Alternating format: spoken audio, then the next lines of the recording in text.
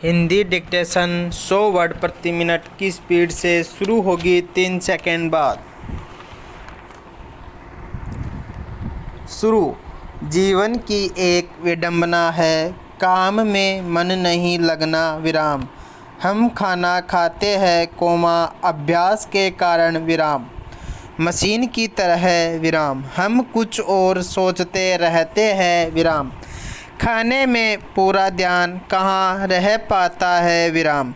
आँख से खा नहीं पाते कोमा, नाक से खा नहीं पाते कोमा, छूकर महसूस नहीं कर पाते विराम। किसने बनाया है कोमा, उसके हाथ का स्वाद नहीं आता विराम। जिसने खाने को दिया कोमा, उसका धन्यवाद नहीं कर पाते विराम। जैसे तैसे पेट भरा और हाथ धो लेते हैं विराम, चल देते हैं विराम। खाने के साथ कुछ लोग कैलोरी की मात्रा का विचार करते होंगे विराम। यह केवल अति शिक्षित वर्ग का कार्य है विराम। नई पीढ़ी को विदेशी पहचान का खाना चाहिए, जो कि आमतौर पर घर में नहीं बन पाता विराम। ये सब लोग खाने को दिमाग से खाते हैं विराम, अतः इनका शरीर खाता है और यहीं कहीं और ही होते हैं विराम। खाते समय अनेक विचार इनके मन में कोमा मस्तिष्क में चलते रहते हैं विराम। शायद इनको पता ही नहीं चल पाता कि खाना खाने वाला कौन है विराम। फिर खाना किसने खाया विराम, किसने इस सुख का भोग किया विराम। यह बात केवल खाना खाने पर ही लागू होती हो कोमा, ऐसा नहीं है विराम। हम कोई भी कार्य करते हैं कोमा, उसके साथ जुड़े हुए नहीं रहते विराम।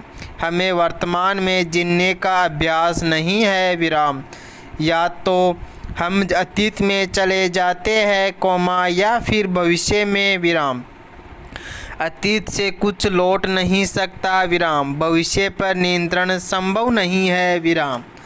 हम तो मंदिर भी जाते हैं कोमा, तो चंदन फूल जल आदि में उलझकर ही चले जाते हैं विराम। मंदिर तो गांव की पंचायत का काम करता है विराम। भगवान से बात करने का भी ध्यान नहीं आता विराम।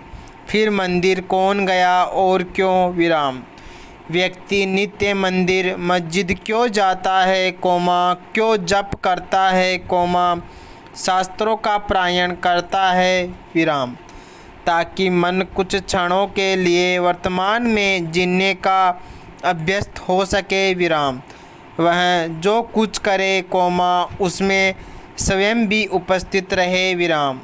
वर्तमान में जीना सीख जाए विराम। पेरा। अतीत हमारे किसी काम का नहीं होता विराम।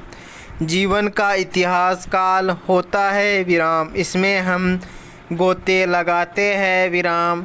तब उतनी देर तक हमारा वर्तमान भी अतीत हो जाता है विराम। बिना किसी कर्म के कोमा, बिना भविष्य निर्माण के विराम। ओशो कहते हैं कि अतीत हमारे जीवन की घटनाओं का शमशान है विराम। वहाँ केवल मुर्दे हैं, लाशें हैं उन घटनाओं की विराम। किसी संयोग से कोमा, किसी ग्रह योग या क्रम फल से उस फल में कुछ घटित हुआ था विराम, काल के साथ ही समाप्त हो गया विराम। हर क्षण कुछ नया घटित होता है विराम। हर क्षण की घटना एक स्वतंत्र घटना है कोमा, स्वतंत्र योग है विराम। पिछली घटनाओं के साथ जोड़ना सार्थक हो ही कोमा, जरूरी नहीं है विराम। भविष्य हमारे नियंत्रण में नहीं है विराम, कोई जान भी नहीं सकता विराम। इसकी चिंता करना भी वर्तमान को व्यर्थ करना ही है विराम। जब अतीत और भविष्य से छुटकारा मिले, तब वर्तमान का उपयोग हो सकता है विराम। जो कुछ वर्तमान में किया जाएगा कोमा, वही भविष्य होगा विराम। यही वर्तमान का कोमा, समय का कोमा महत्व है विराम। हम यदि वर्तमान से खिलवाड़ करेंगे कोमा तो भविष्य भी हमसे खिलवाड़ ही करेगा विराम। वर्तमान का उपयोग करने के लिए दूसरा महत्वपूर्ण पहलू है जीवन के लक्ष्य की स्पष्टता विराम। क्या बनना है कोमा क्या पहुंचना है विराम। बिना मंजिल के मार्ग नहीं तय हो सकता विराम। मार्ग के बिना पाँव नहीं उठेंगे विराम। जीवन यात्रा शुरू ही नहीं होगी विराम। 100 वर्ष बाद भी वहीं खड़े रहेंगे विराम। कुछ करेंगे भी तो हम वहाँ उपस्थित नहीं होंगे विराम। हम जीविकोपार्जन के लिए कुछ कार्य करते हैं कोमा ताकि गृहस्थी जी अच्छी चल सके विराम। परिवार का पोषण निश्चित होकर कर सके विराम। 8-10 घंटे रोज कार्य करके शेष जीवन को सार्थक बनाने का उपक्रम कर सके विराम। होता यह है कि शेष जीवन की हमारी कोई परिभाषा ही नहीं होती विराम। हम 16 घंटों में अलग से कुछ करते ही नहीं है विराम। ज़रूरत भी नहीं लगती विराम। कार्य पूरा करके ही लगता है जीवन सार्थक हो गया विराम। सब कुछ अच्छा चल रहा है विराम। वर्तमान के इस उपभोग से कैसा भविष्य बनेगा विराम। नौकरी की रिटायर हुए और चल दिए विराम। रिटायरमेंट के बाद विराम यह हमारा वानप्रस्थ काल होता है विराम। इसके आगे संन्यास आश्रम विराम। इसके लिए हम कोई तैयारी ही नहीं करते विराम। इसके विपरीत आज तो इन आश्रमों की सोचते तक नहीं है विराम। जब तक जीते हैं कोमा गृहस्थाश्रम में ही जीते हैं विराम। स्वयं के लिए ही जीते हैं विराम। भोग के इर्द गिर्द ही जीते हैं विराम। वृद्धाश्रमों में जीते हैं विराम। अपमानित होकर भी जीना पड़ सकता है विराम। गृहस्थाश्रम में रहते हुए वानप्रस्थ की नहीं सोचते विराम। उसकी तैयारी नहीं करते पेरा। हमारा भविष्य हमारी संतान के साथ भी जुड़ा रहता है विराम। बड़े होकर हमारे बच्चे यदि दुखी रहते हैं कोमा तो हमारा भी बुढ़ापा सुख से नहीं कट सकता विराम। इस दृष्टि से हम संतान की ओर कभी देखते भी नहीं विराम। अच्छी संतान के लिए प्रार्थना नहीं करते विराम। गर्भ में जीव के आ जाने के बाद हम उसे अभिमन्यु नहीं बनाते विराम। किसी प्रकार का संस्कार मिठास और दर्शन नहीं देते विराम। बाद में भी स्वतंत्र विकास का उसे अवसर नहीं देते विराम। अपनी मर्जी से कोमा संपत्ति की तरह रखना चाहते हैं विराम। कहने को भले ही उसे ईश्वर का प्रसाद कहते हैं कोमा किंतु अपनी ही पटरी पर चढ़ाने का पूरा प्रयास करते हैं विराम। उसके मन का पोषण होना तो बंद ही हो गया विराम। मनस्वी बन ही नहीं पाता विराम।